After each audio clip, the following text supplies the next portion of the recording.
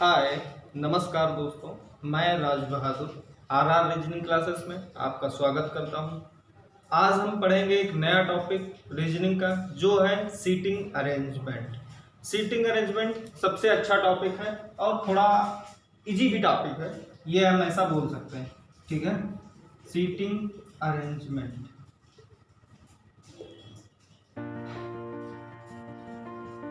ठीक है, जिसको हम हिंदी में बैठक व्यवस्था भी बोल सकते हैं। इसमें क्या होता है कि कोई भी क्वेश्चन दिया गया हो या फिर कोई भी हमारे मेल फीमेल पर्सन्स दिए गए हों या फिर कोई भी हमारा अल्फाबेट्स दिया गया हो, कोई भी ए टू जेड कुछ भी आ जाए, उसको हमको अरेंज करना होता है ना। देखिए, नाम में ही दिया गया है, क्या दिया गया है? Seating arrangement. सीटिंग मतलब बैठने, अरेंजमेंट मतलब व्यवस्था, है ना। जो हमारी बैठने की व्यवस्था होती है उसको एक सीक्वेंसली क्वेश्चन में जो हमारे दिए गए होते हैं इंस्ट्रक्शंस, उनके अकॉर्डिंग हमको अरेंज करना होता है। ठीक है, ये क्वेश्चंस कितने टाइप के आते हैं वो भी हम बताएंगे। और जी हाँ, अगर कोई भी मान लो हमको सजेस्ट करना हो या फिर हमारे अंदर कोई भी कुछ भी हो, कमियां हो, तो उसको आप कमेंट के द्वारा आप अपना सुझाव दे सकते हैं। ठीक है, कमियों को दूर करने की कोशिश करेंगे। ओके, चलिए देखते हैं। जैसा कि क्या है हमारा टॉपिक, सीटिंग अरेंजमेंट। तो सीटिंग अरेंजमेंट में कितने टाइप के क्वेश्चंस आते हैं उनको हम बताएंगे, किस किस टाइप पे आते हैं, कैसे क्वेश्चंस आते हैं। देखिए, फर्स्ट हमारा आता है, जैसे देखिए सीटिंग अरेंजमेंट हो गया, तो फर्स्ट हमारा क्वेश्चन कैसा आता है? सर्कुलर बेस्ड आता है। ठीक है, कि जैसे दे दिया जाए कोई भी, मतलब कितने भी, कम से कम वैसे क्वेश्चन में तो ज्यादातर 8 लोगों को बैठने के बारे में बताया जाता है कि एक वृत्त है या फिर एक सर्कुलर टेबल है, उसमें 8 लोग बैठे हैं। ठीक है, उसमें हमको अरेंज करना होता है। ठीक है, ये हो गया सर्कुलर बेस्ड। दूसरा हमारा क्या आता है? ट्रायंगल भी आ जाता है। ठीक है, ट्रायंगल आ जाता है कि बोल दिया गया कि त्रिभुजाकार एक हमारी मेज है या कुछ भी दिया गया है, उसके तीनों तरफ कुछ लोग बैठे हैं। कुछ का मतलब कोई भी नंबर ऑफ पर्सन, 6 7 8 कोई भी हो, 3 भी हो सकते, 6 भी हो सकते, वो लोग बैठे हैं। तो एक तो इस पे बेस्ड आता है। और नेक्स्ट रेक्टेंगल। अब देखिए, रेक्टेंगल के बारे में हम 2 चीजें बताएंगे। रेक्टेंगल में हम स्क्वायर को भी काउंट कर सकते हैं। देखिए, रेक्टेंगल या फिर स्क्वायर, ये लिखें। जो हमारा रेक्टेंगल होता है और जो स्क्वायर होता है, इनका कॉन्सेप्ट दोनों का हमारा सेम होता है। कोई भी क्वेश्चन दिया गया, देखिए जैसे कि सपोज करिए ये हो गया हमारा स्क्वायर और ये हो गया आयत। तो अब देखिए, कुछ भी बोल दिया जाए क्वेश्चन कि हाँ, जो हमारी ये अभी इसी में बोला जाए कि 8 लोग हैं, तो 8 लोग बोल दिया गया कि बैठे हैं, तो 8 लोग, तो ये तो हमारे 4 लोग हो ही गए, है ना। फिर ये हमारे हो गए 4 लोग, तो ये टोटल 8 लोग हो गए। सेम कॉन्सेप्ट, रेक्टेंगल मतलब आयत, ये तो हमारा हो गया वर्ग जिसको बोलते हैं, और ये हो गया आयत। कि बोल दिया जाए कि कोई भी, मतलब मान लो कि 8 लोग एक वर्गाकार मेज के चारों तरफ बैठे हैं या फिर आयताकार मेज के चारों तरफ बैठे हैं, उसके बारे में बताया जाए। ठीक है, तो ये हमारा फिगर कुछ इस तरह से बनता है। और फिर नेक्स्ट हमारा क्या आता है? लिनियर। लिनियर का मतलब कि कोई भी एक सिंगल लाइन भी हो सकती है। कि मान लो दे दिया जाए, सपोज करिए कि एक लाइन है, उसमें कुछ लोग, कुछ का मतलब मान लो 8 से 10 लोग बैठे हैं, तो उसको हमको अरेंज करना होता है। या फिर एक दूसरा आ जाता है कभी कभी क्या, मोस्टली तो ये भी आता है कि पैरेलल लाइन। पैरेलल का मतलब कि कोई भी 2 लाइनें आमने सामने दे दी जाए, वही हमारी क्या होती है? Parallel line. तो उनमें हमको अरेंज करना आ जाता है कि जैसे दे दिए जाए 10 लोग या 8 लोग, कुछ भी दे दिया जाए। सपोज करिए बोल दिया जाए 10 लोग, तो 10 का मतलब 5 ये हमारे हो गए ऊपर की लाइन में और 5 हो जाएंगे नीचे की लाइन में। यहाँ पर तो अभी हमने 6 बना दिए। तो मान लो चाहे जितने भी दिए जाए, हमारा जो फिगर है कुछ ऐसा ही बनेगा।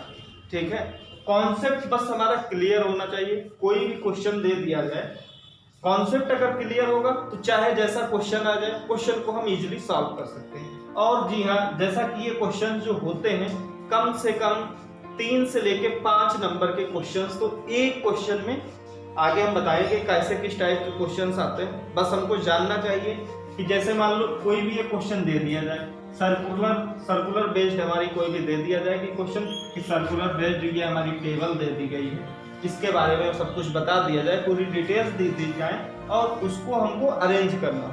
तो जब हम क्वेश्चन को अरेंज कर लेंगे तो उस क्वेश्चन पे बेस्ड हमारे 5 क्वेश्चंस तो मोस्टली होते ही हैं और ये 5 नंबर हम इजीली पक्के कर सकते हैं, है ना। पक्के करने का मतलब कि हाँ कोई भी क्वेश्चन दे दिया जाए, जब हमारा फिगर सही से ड्रा हो जाएगा, तो जब हमारा फिगर सही से ड्रा हो जाएगा तो हमारे भाई 5 नंबर भी क्लियर हो जाएंगे, है ना। ये आप समझ गए होंगे। चलिए देखते हैं, जैसा कि दे दिया जाए सर्कुलर बेस्ड और रेक्टेंगल।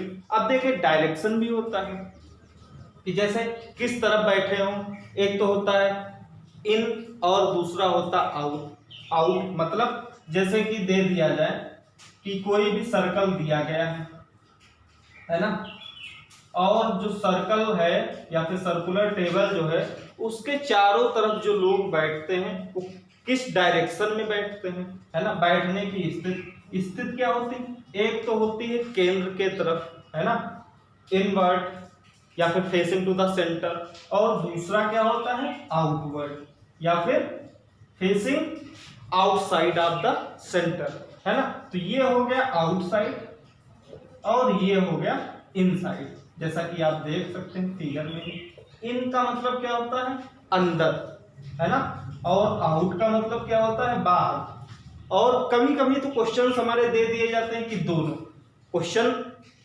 थोड़ा टफ कब हो जाता है कि जैसे कोई भी नॉर्मली चीज दे दी जाए तो उसको हम इजीली सॉल्व कर सकते हैं, और थोड़ा हमको टाइम लग जाए या फिर क्वेश्चन का डाटा इतना जल्दी नहीं समझ में आ पाए तो वो थोड़ा अलग टाइप का होता है। तो इसमें दोनों टाइप के भी आ सकते हैं कि क्वेश्चन दे दिया जाए कि एक ही क्वेश्चन में दे दिया जाए, सपोज करिए बोला जाए कि 8 लोग बैठे हैं जिसमें से 4 लोग अंदर की तरफ देख रहे हैं और 4 लोग बाहर की तरफ देख रहे हैं।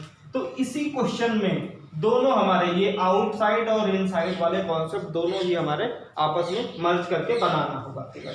सेम एज ये जो हमारा वर्गाकार होता है और आयताकार, मतलब स्क्वायर बेस्ड और रेक्टेंगल बेस्ड जो हमारे क्वेश्चंस होते हैं उसमें भी यही हमारा सर्कल वाला ही कॉन्सेप्ट लगता है।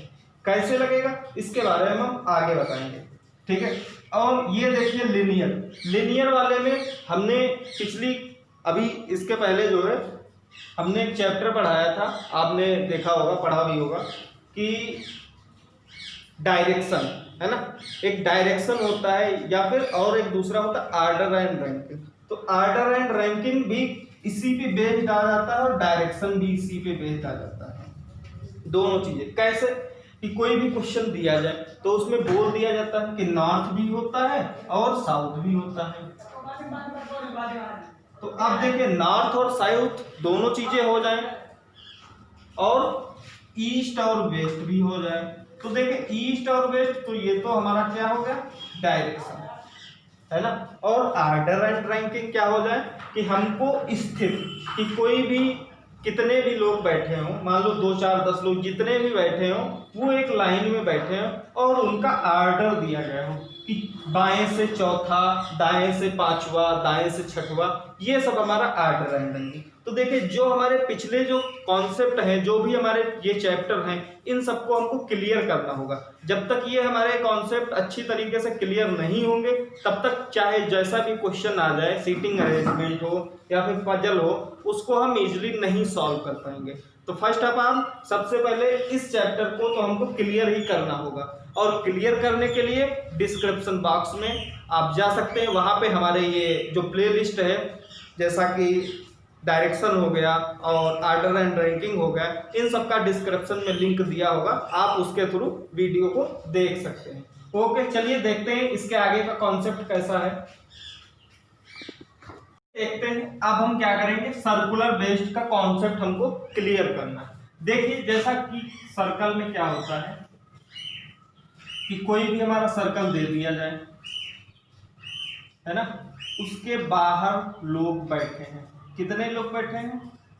सपोज करिए 8 लोग बैठे हैं, है ना। तो देखिए 8 लोग ये हमारे हो गए।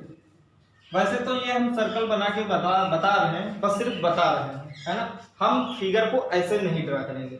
ड्रा अगर हमको करना होगा तो जैसे मान लो हम पहले सर्कल बनाएंगे, फिर ये हम लाइनें खींचेंगे, तो उससे अच्छा है 8 लोगों को हमको बनाना है, तो ये हो गए हमारे 8 लोग, है ना। बस सर्कल बनाने की हमको नहीं जरूरत है, क्योंकि हमको आर्टिस्ट नहीं बनना है ना। हमको बैंक का कलर पियो बैंकर्स बनना है ना, ठीक है। तो ये जो है ऐसे हम फिगर को ड्रा कर लेंगे। मतलब सर्कल बनाने की हमको कोई जरूरत नहीं है, हमको टाइम को मैनेज करना है कि टाइम हमको बचाना भी है ना। अभी सपोज करिए कि दे दिया जाए 12 लोग, तो 12 लोग भी ऐसे बन सकते हैं। देखिए 8 तो हो गए, ये हो गए 10 और ये हो गए 12, बस हो गया हमारा फिगर ऐसे। बस क्या होना चाहिए कि कॉन्सेप्ट हमको क्लियर होना चाहिए। चलिए देखते हैं, देखिए क्या हम बता रहे हैं इसमें। अब देखिए जैसा कि अभी हमने बताया था कि डायरेक्शन क्या होता है कि एक तो मान लो बोल दिया जाए कि केंद्र की तरफ बैठे हैं, है ना। ये हो गया in facing in side, facing in centre, है ना, कि फेसिंग इन सेंटर, है ना। और ये इधर का हम बोल रहे हैं कि फेसिंग आउटसाइड ऑफ सेंटर, है ना। देखिए जैसा कि ये हमारा दिया गया कि फेसिंग इन सेंटर, और इसके लिए फेसिंग आउट सेंटर के लिए ये हमारा फिगर होगा। इसके बारे में हम बाद में बताएंगे। तो देखिए जैसा कि दे दिया जाए कि फेसिंग इन सेंटर, तो मतलब जितने भी लोग बैठे होंगे उनका जो उनकी जो देखने की स्थिति है, डायरेक्शन है, वो क्या होगी? केंद्र के तरफ, है ना। मतलब अंदर की तरफ देख रहे होंगे, है ना। तो इनका डायरेक्शन क्या होगा, कैसे क्या होगा, उसके बारे में हम बताएंगे। इनका डायरेक्शन जो होगा ये होगा हमारा, जैसे कि ये डायरेक्शन की आ जाएगी क्वेश्चन कि ए जो है बी के बाएं बैठा है, ए इज सिट राइट टू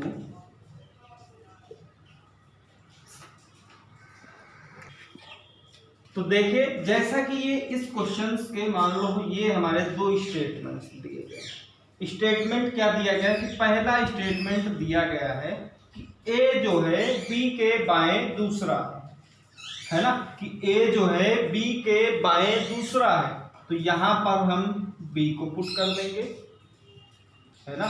यहां पर हम बी को पुट कर देंगे और बी के दाएं और बाएं, तो इसका दायां और बायां हम बता लें। मतलब दाएं और बाएं के बारे में भी हमको जानकारी होनी चाहिए। तो ये जो हमारा होता है मतलब एंटी क्लॉकवाइज, ये कैसा है डायरेक्शन?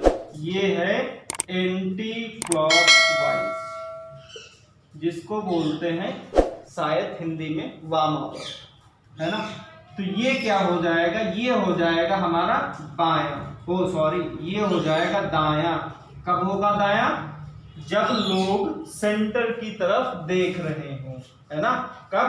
जब लोग सेंटर की तरफ देख रहे हों, इनका डायरेक्शन सेंटर की तरफ हो, और इधर का जो होगा वो हो जाएगा दायां, ये हो जाएगा बायां, और इसको हम बोलेंगे क्लॉकवाइज, जिसको हम बोलते हैं हिंदी में दक्षिणावर्त, है ना, दक्षिणावर्त।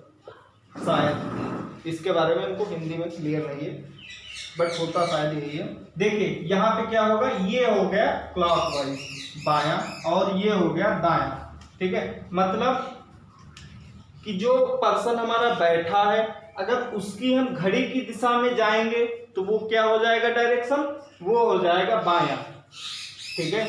और अगर हम घड़ी के विपरीत दिशा की तरफ जाएंगे या फिर उस विपरीत दिशा की तरफ बढ़ेंगे तो वो हमारा डायरेक्शन क्या हो जाएगा? वो डायरेक्शन हमारा दायां हो जाएगा। ठीक है, तो अब देखते हैं, जैसा कि स्टेटमेंट हमारा दिया गया है कि ए जो है बी के बाएं दूसरा है, तो मतलब ए जो है बी के बाएं दूसरा, बी यहां पर है। अब देखिए बी के बाएं, अब बाएं की तरफ हमको चलना है और फिर बता क्या रहा है कि कौन सी पोजीशन पे दूसरा है। तो देखिए बी का बायां इधर हो गया और ये हो गया पहला और ये हो गया दूसरा।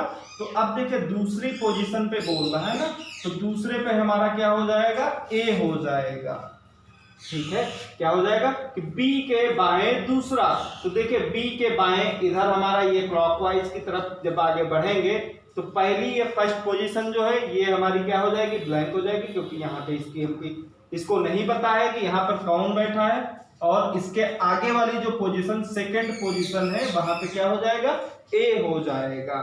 ठीक है, तो अब देखते हैं ये हमारा सेकंड वाला जो स्टेटमेंट दिया गया है इसके बारे में। सेकंड स्टेटमेंट क्या दिया गया है कि बी जो है सी के दाएं तीसरा है, कि बी जो है सी के दाएं तीसरा है, मतलब सी के दाएं तीसरा। और अगर हम जैसे कि बोल रहा है ना कि बी जो है सी के दाएं तीसरा है और वही हम पोजीशन को इंटरचेंज कर दें, तो इंटरचेंज जब कर देंगे तो क्या हो जाएगा, यहाँ पे हो जाएगा सी, यहाँ पे हो जाएगा बी, और दाएं की जगह पे क्या हो जाएगा, बायां हो जाएगा। मतलब सी जो है बी के बाएं तीसरा है, पोजीशन हमारी वही रहेगी। ये हमने इसलिए बता दिया है कि जैसे कोई भी हमारा कॉन्सेप्ट हो, पोजीशन को फिक्स करने के बारे में नहीं पता है, तो वहां पर ये हम रूल बना सकते हैं अपना, कि जो भी हमारे लोग बैठे हैं उनकी पोजीशन को हम इंटरचेंज कर देंगे, और जो हमारी डायरेक्शन दी गई है दायां और बायां उसको हम इंटरचेंज कर देंगे। इंटरचेंज का मतलब कि दायां अगर होगा तो बायां कर देंगे और बायां अगर होगा तो दायां कर देंगे। तो देखिए अब क्या बोला है कि सी जो है बी के बाएं तीसरा है, तो देखिए सी जो है बी के बाएं तीसरा, तो यहाँ पे फर्स्ट सेकंड और थर्ड ये जब हो जाएगा तो यहाँ पे कौन हो जाएगा, यहाँ पे हो जाएगा सी। तो अब देखिए जो हमारा ओरिजिनल स्टेटमेंट जो दिया गया है उसको हम फिर से चेक करेंगे। चेक क्या करना है कि B जो है C के दाएं तीसरा है, तो देखिए B जो है C के दाएं तीसरा, तो देखिए दाएं का ये हमारा एंटी क्लॉकवाइज डायरेक्शन हो गया, मतलब C के विपरीत दिशा में जाना है हमको, है ना, C के एंटी क्लॉकवाइज। तो देखिए C का एंटी क्लॉकवाइज ये हो गया हमारा एंटी क्लॉकवाइज, और अब हमको देखना है कि B जो है C के दाएं तीसरा है, मतलब C के दाएं तीसरा कौन बैठा है, B बैठा है। तो यहाँ पे ये हो गया हमारे फर्स्ट और ये हो गया सेकंड, ओ सॉरी ये फर्स्ट नहीं है ना, ये हो गया फर्स्ट और ये हो गया सेकंड और ये हो गया हमारा थर्ड, है ना, कि सी बी जो है सी के दाएं तीसरा, है ना, सी के दाएं तीसरा कौन बैठा है, बी बैठा है। तो ये हो गया हमारी फर्स्ट, ये सेकंड और ये हमारा थर्ड हो गया।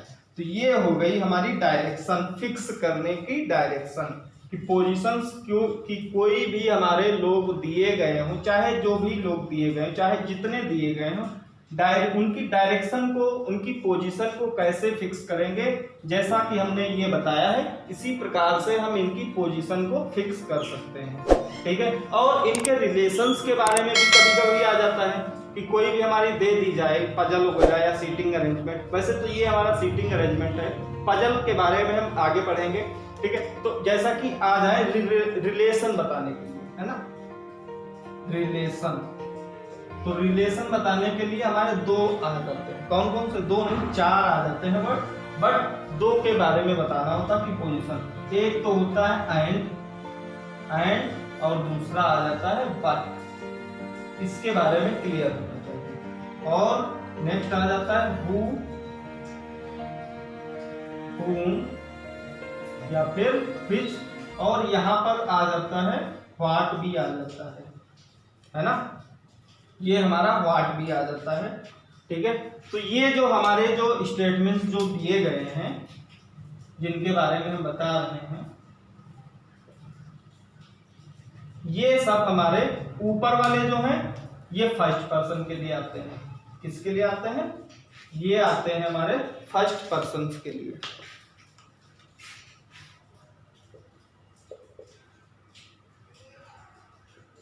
फर्स्ट पर्सन कौन कौन से होते हैं उनके बारे में भी हम बताएंगे। और ये जो हमारे दिए गए हैं हु, हुम, व्हिच, ये आते हैं सेकंड पर्सन के लिए।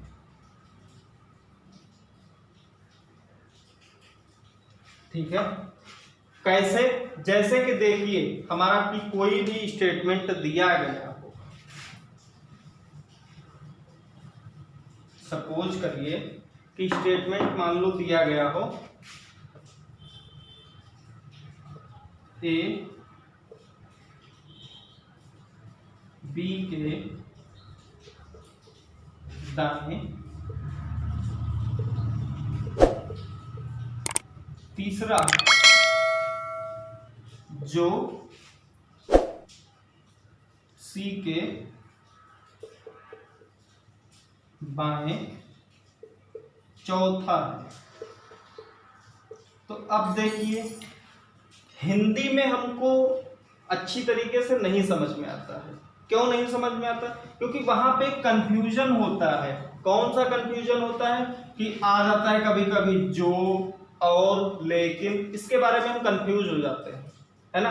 तो मोस्टली चाहे जो भी क्वेश्चन दिया गया हो रीजनिंग में, तो मोस्टली हम इंग्लिश में ही क्वेश्चन को सॉल्व करने की कोशिश करें। देखिए लैंग्वेज को समझने में थोड़ी कठिनाई तो होगी, बट अगर हम क्वेश्चन को हम डेली इंग्लिश या फिर जिस लैंग्वेज में हम सॉल्व करना चाहें तो वो एक हमारी आदत हो जाती है। और आदत को हम कैसे दूर कर सकते हैं, उसको जो है हम थोड़ा अगर कम करने की कोशिश करें, डेली कम करने की कोशिश करें। जैसे कि क्वेश्चन मान लो प्रेजेंट टाइम ये हमारा आरआरबी के अभी एडमिट कार्ड जारी होने की संभावना है, 2-4 दिन में जारी हो सकते हैं। ठीक है, अभी जो हमारा पेपर ये होगा इसमें क्या कर लें कि जैसे हिंदी में दे रहे हैं तो कुछ क्वेश्चंस हम अगर हम इंग्लिश में सॉल्व करने की कोशिश करें, जैसे सिलॉग हो गया, इनइक्वालिटी हो गया, और खास करके तो ये जो हम पढ़ रहे हैं सीटिंग अरेंजमेंट, पजल वगैरह, तो इनका जो इंग्लिश की जो लैंग्वेज जो होती है वो आसानी से समझ सकते हैं। ठीक है, इसीलिए मोस्टली इंग्लिश में क्वेश्चन को सॉल्व करने की कोशिश करें तो ज्यादा बेटर रहेगा। आप 1-2 बार ट्राई करिए, अच्छा लगेगा।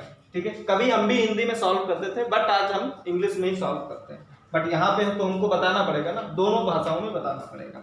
तो देखिए जैसा कि दिया गया कि ए जो है बी के दाएं, तीसरा है जो सी के बाएं, चौथा है।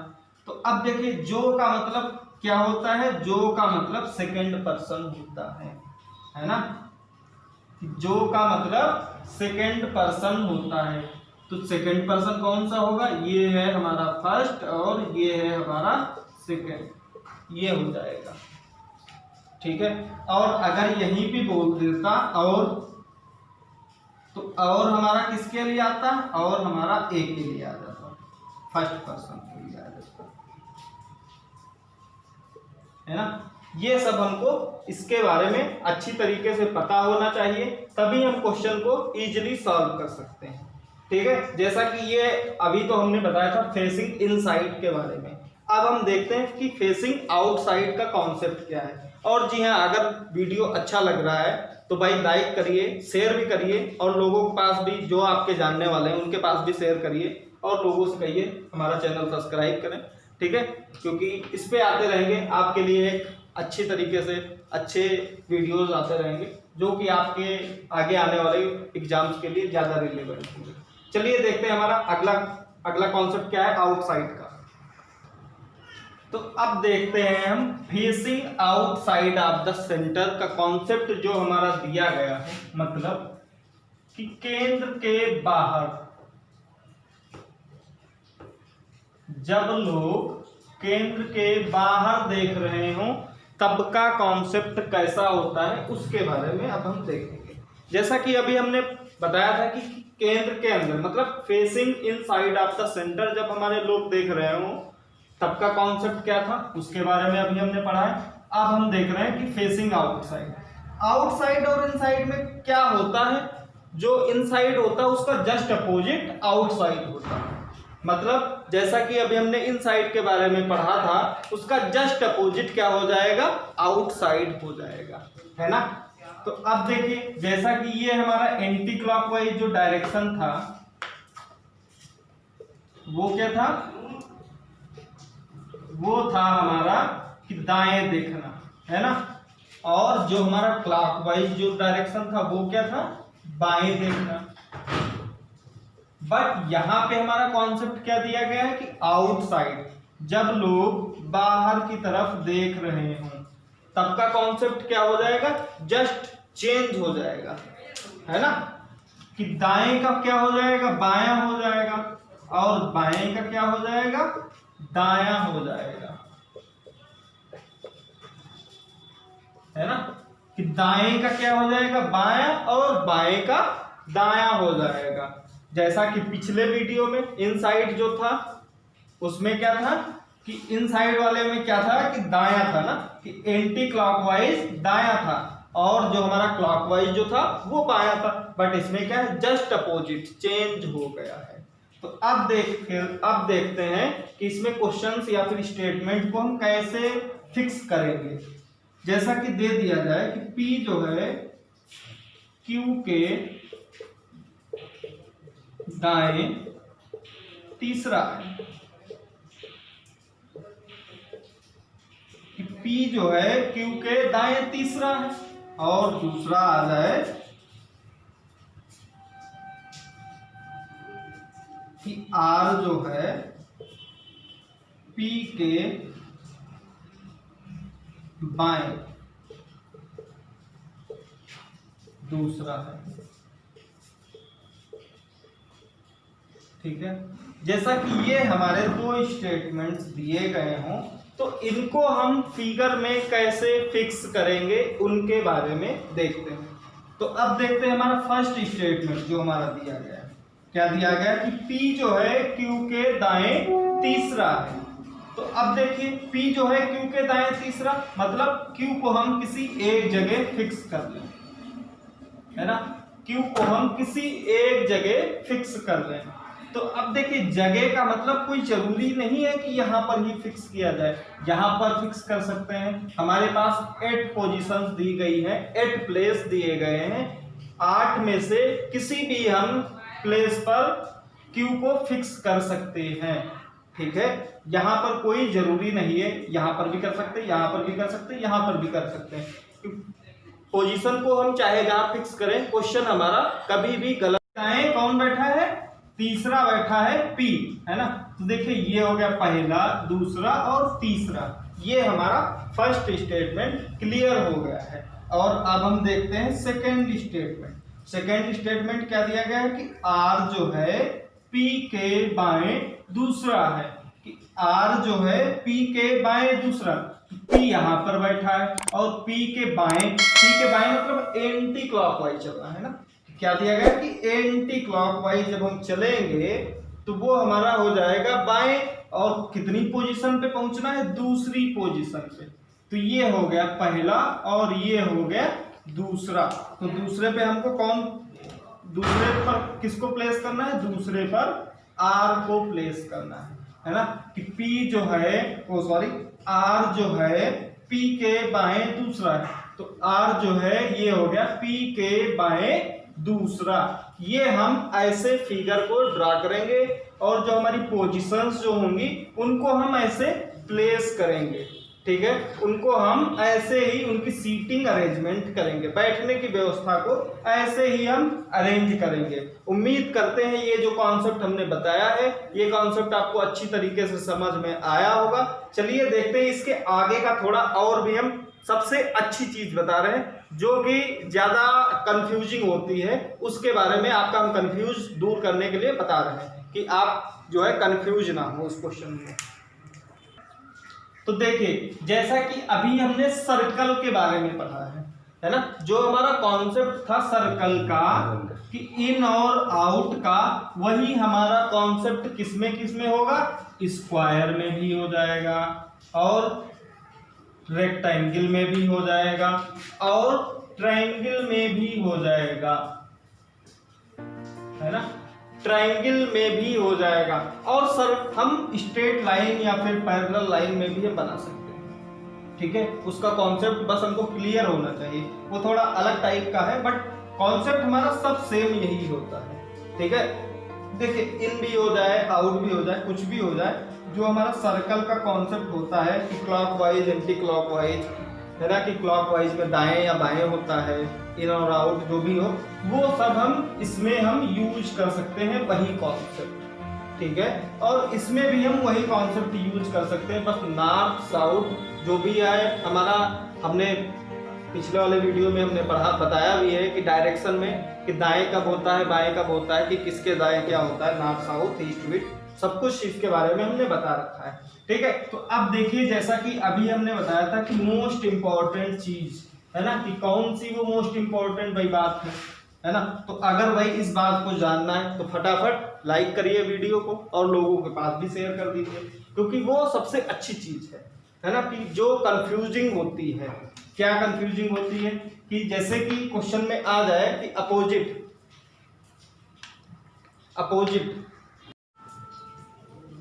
तो देखिए जैसा कि अभी हमने बताया था कि अपोजिट, तो अपोजिट के हमारे दो कॉन्सेप्ट होते हैं। कौन कौन से कॉन्सेप्ट होते हैं? एक तो हमारा होता है ऑड, दूसरा हमारा होता है इवन। इवन को हम हिंदी में सम कहते हैं और ऑड को विषम कहते हैं, है ना। तो अब देखिए, कोई भी क्वेश्चंस दे दिया जाए, कोई भी क्वेश्चन दे दिया जाए जो कि हो हमारा सर्कल में, या फिर स्क्वायर हो, या फिर रेक्टेंगल हो, या फिर ट्रायंगल हो, कुछ भी दिया जाए, तो जो हमारा ऑड का कॉन्सेप्ट जो होता है वो, उसमें हम कभी भी अपोजिट नहीं पता कर सकते हैं।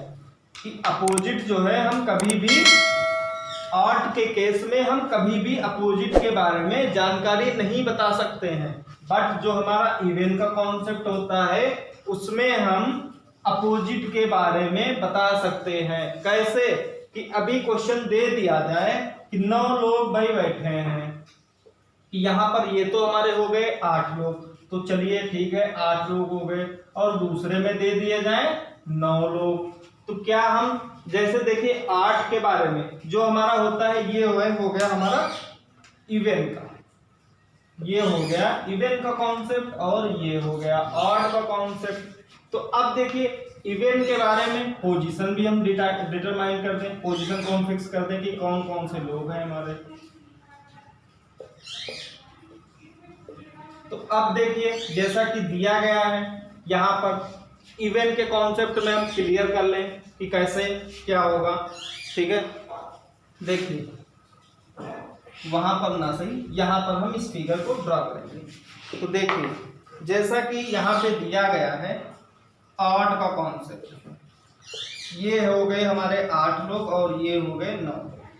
इवन के कॉन्सेप्ट में ये हो गए हमारे इवन के कॉन्सेप्ट के 6 लोग। नंबर ऑफ पर्सन चाहे जितने दिए गए हो, बस इवन और ऑड होने चाहिए, है ना। तो अब देखते हैं हम ऑड के कॉन्सेप्ट में अपोजिट के बारे में, जैसा कि अभी हमने बताया। तो देखिए जब हमारे 9 लोग हो जाएंगे तो हम पोजीशन को नहीं बता सकते हैं कि कौन बंदा किसके अपोजिट में बैठा है, ठीक है। वहां पर हमारा answer always see and D होगा। क्या होगा? ऑलवेज सी एंड डी दिया गया होगा, ठीक है। और जो हमारा इवन का कॉन्सेप्ट जो हमारा दिया गया होगा उसमें हम अपोजिट साइड बता सकते हैं, ठीक है। उसमें हम अपोजिट साइड की कोई भी पर्सन दे दिया जाए उसके बारे में हम बता सकते हैं। बट जो हमारा ऑड का कॉन्सेप्ट होता है उसमें हम नहीं बता सकते हैं। तो इसलिए हमारा अपोजिट के केस में, जो हमारा ऑड के केस में अपोजिट के बारे में पूछा जाता है तो वहां पर हमारा क्या हो जाता है? सी एन डी होता है। और जब हमारा इवन का केस होता है तो उसमें हम बता सकते हैं। जैसे कि क्वेश्चन में दे दिया जाए, ये हमारा सामने क्वेश्चन दे दिया गया है कि जैसा कि बोला जाए कि टी के अपोजिट या फिर टी के विपरीत में कौन बैठा है, तो भाई टी के विपरीत में कौन बैठा है? टी के विपरीत में आर बैठा है। बट अभी बोल दिया जाए कि भाई ऑड के केस में कि डी के अपोजिट कौन सा बैठा है, तो क्या हम बता सकते हैं कि डी के अपोजिट में बैठा कौन बैठा है? भाई बता सकते हो? बताइए। नहीं, यहाँ पर हम बता सकते हैं। है ना। डी तो हमारा यहाँ पे दिया गया है, बट डी का अपोजिट हम नहीं बता सकते। अब अभी कोई होशियार चंद भैया आए, है ना, कि बोल दें कि हाँ हम बता सकते हैं, कि अभी पूछ लिया जाए कि क्वेश्चन में कि ए के अपोजिट कौन बैठा है ऑड के केस में, तो ए के अपोजिट वो होशियार चंद जो बैठे हैं भाई वो तो बता देंगे कि हाँ ए के अपोजिट कौन होगा, एफ हो जाएगा। लेकिन उनका आंसर क्या हो जाएगा, आंसर उनका गलत हो जाएगा और उनका जो एक नंबर है वो वही घाटे में चला जाएगा, है ना। तो ये हमको गलती नहीं करनी है, ठीक है। और अभी हमारा इवन के कॉन्सेप्ट में आ जाए कि एस के अपोजिट कौन बैठा है, तो एस के अपोजिट कौन बैठा है, एस के अपोजिट हमारा पी बैठा है। ये हमारा इवन का कॉन्सेप्ट है। मतलब ये अच्छी तरीके से भैया समझ लो, कान खोल के सुन लो कि जो हमारा इवन का कॉन्सेप्ट जो होता है उसमें हम अपोजिट बता सकते हैं, बट जो हमारा ऑड का कॉन्सेप्ट होता है उसमें हम अपोजिट के बारे में हम कभी भी नहीं बता सकते हैं। उसका आंसर क्या हो जाएगा, ऑलवेज सी एंड डी, कि हम क्वेश्चन को भाई इसका जो आंसर है उसको हम बता नहीं सकते, है ना, सीधे बस यही है। तो चलिए देखते हैं, इस पे हम एक क्वेश्चन कर लें आज, फिर उसके आगे हम कल करेंगे, ठीक है। तो चलिए देखते हैं आज का हमारा पहला क्वेश्चन क्या है। ये रहा भाई पहला क्वेश्चन। क्वेश्चन क्या दिया गया, बहुत ही इजी क्वेश्चन, बहुत ही इजी क्वेश्चन है। उसको हम कैसे सॉल्व करेंगे इसके बारे में हम बताएंगे। जैसा कि क्या दिया गया है कि 5 मूर्तियां हैं, कोई भी मूर्ति ले लो, जैसा कि इसमें दे दिया गया है कि L M N O and P, ये हमारी 5 मूर्तियां दे दी गई हैं। इनको हम सीक्वेंस में रखते हैं कि छोटी बड़ी, जैसा कि क्वेश्चन में दे दिया गया है कि भाई इनकी ऊंचाई दे दी गई है ना, तो ऊंचाई के अकॉर्डिंग इनको हमको फिक्स करना है ना। जैसा कि दिया गया है कि मूर्ति एल केवल एम से छोटी है, मतलब क्या दिया गया, केवल एक वर्ड आया ना कि एल जो है वो केवल एम से छोटी है लेकिन बाकी सबसे क्या है, बड़ी है ना, कि एल जो है वो केवल एम से छोटी है लेकिन बाकी सबसे बड़ी है। ये जो हमने जो लास्ट में लाइन बोली है ये अपनी तरफ से हमने बोली है ना, ये आप देख सकते हैं, और यही हमारी लाइन सही है, ठीक है। फिर क्या दे दिया गया कि मूर्ति m जो है n से छोटी है, मूर्ति o जो है वो n से छोटी है, ये हो गया हमारा। और फिर क्या बोल रहा है कि मूर्ति o जो है p से लंबी है, मूर्ति o जो है p से लंबी है, ठीक है। बस ये हो गया हमारा।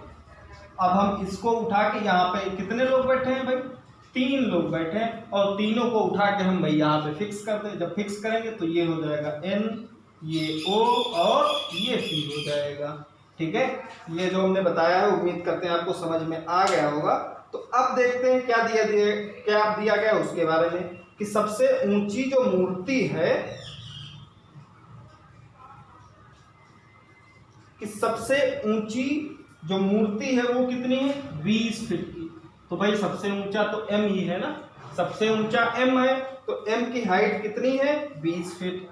और फिर क्या दे दिया गया है कि दूसरी सबसे छोटी मूर्ति की जो ऊंचाई है, ये भाई पहली हो गई सबसे छोटी और ये हो गई हमारी दूसरी। तो दूसरी सबसे छोटी जो मूर्ति है इसकी हाइट कितनी दे दी गई है, इसकी हाइट है 11 फीट, है ना, 11 फीट। और ये जो सबसे बड़ी मूर्ति है उसकी हाइट कितनी हो गई है, कितनी है, ये 20 फीट की है। तो अब देखते हैं हमारा क्वेश्चन क्या दे दिया गया है, कि जैसा कि दिया गया है कि मूर्ति P की ऊंचाई क्या हो सकती है, तो मूर्ति P की ऊंचाई। अब हम देखते हैं कि इस टाइप के क्वेश्चंस को हम सिर्फ और सिर्फ ऑप्शन से ही करते हैं और उसी से हम कर पाएंगे, है ना। तो अब देखिए O जो है P से, मतलब O की हाइट कितनी है, 11 है, और यहाँ पर P जो है O से क्या है, P जो है O से छोटा है। तो भाई ऑप्शन में जो हमारा ऑप्शन दिया गया हो उसमें जो है 11 से जो हमारा छोटा दिया गया होगा ऑप्शन या आंसर, उसी को हम टिक करेंगे। जैसा कि दिया गया है कि देखिए 13 फीट जैसा कि दिया गया है, फर्स्ट ऑप्शन 13 फीट, तो क्या 13 फीट हो जाएगा, तो 13 फीट हमारा क्या हो जाएगा, वो गलत हो जाएगा। कैसे, क्योंकि भाई जब P से बड़ा O है और O की हाइट 11 है, तो क्या P जो है 13 फीट का हो सकता है, नहीं होगा, कभी नहीं होगा। फिर अब हम आते हैं दूसरा क्या दिया गया है 15 फीट। तो भाई जब 11 नहीं होगा, मतलब जब 13 नहीं हो सकता तो 15 कहाँ से हो जाएगा, ये भी समझ में आना चाहिए। फिर क्या दिया गया है कि 9 फीट, है ना। जब हमारा ओ जो है 11 फीट है और पी के बारे में हमको बताना है, पी जबकि क्या है ओ से छोटा है, तो 9 फीट होने की संभावना है। तो संभावना के लिए हमने एक छोटा सा क्रॉस का भी साइन बना दिया है। वैसे तो ये हमने सही का साइन बनाया है। फिर क्या है 12 फीट। तो अब देखिए जब ना तो 13 हुआ है ना 15 हुआ है, तो 12 भी नहीं होगा। कैसे नहीं होगा, क्योंकि जब 12 अगर पी हो जाएगा तो भाई पी से बड़ा ओ है, और ओ की हाइट जब 11 दे दी गई तो भाई कहाँ से 12 बड़ा हो जाएगा, क्योंकि 12 तो हमारा 11 से बड़ा होता है। और इसमें हमको दिखाना क्या है, छोटा दिखाना है, तो वो भी हमारा गलत हो जाएगा। और फिर क्या दिया गया है कि पांचवा क्या दिया गया है कि 14 फीट। तो 14 फीट भी नहीं होगा, है ना।